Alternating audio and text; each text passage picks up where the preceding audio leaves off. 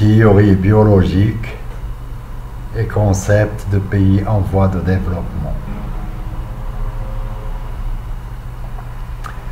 Le concept de pays en voie de développement signifie que toutes les nations connaissent une croissance intense qui va aboutir à leur accès tout au club des pays développés. Est-ce que cela est juste?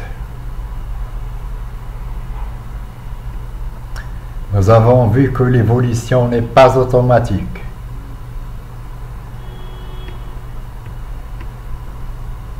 Elle alterne avec des périodes de stagnation ou de repos qui peuvent durer des millénaires. Les pays qui connaissent un arrêt de l'évolution sont dominés par la loi du Fils et une copie conforme de ses parents.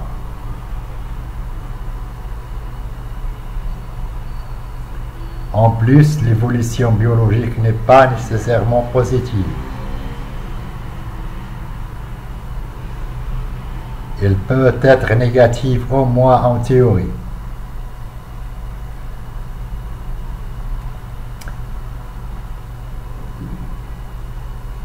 Alors que les pays connaissent un flux positif, sont dominés par la loi des fils et plus intelligents que ses parents.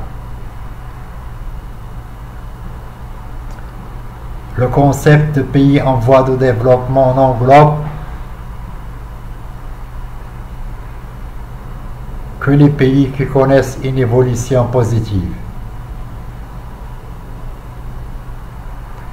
mais n'englobe pas les autres cas, comme les Indiens d'Amérique, par exemple.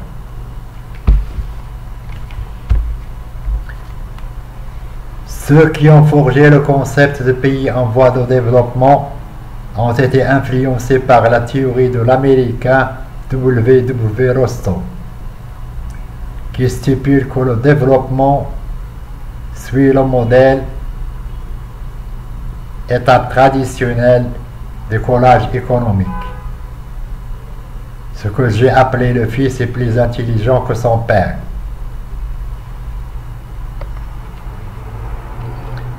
Mais ce modèle ne correspond pas aux autres cas, comme les Indiens d'Amérique, les pays arabes, les pays d'Afrique, les pays d'Amérique latine. Il est important de noter ici que ce concept a été forgé pour les pays du tiers-monde et qui ont une situation différente sauf pour les pays d'Asie d'Extrême-Orient, qui ont connu une évolution positive à partir du XXe siècle, qui leur a permis d'accéder au stade de l'industrialisation, mais une industrialisation endogène, grâce à une technologie nationale à 100%, et non une technologie importée comme pour les autres pays du tiers-monde.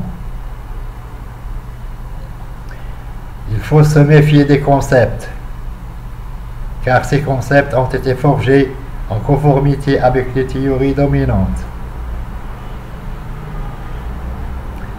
Théories qui peuvent être soit fausses, soit non générales.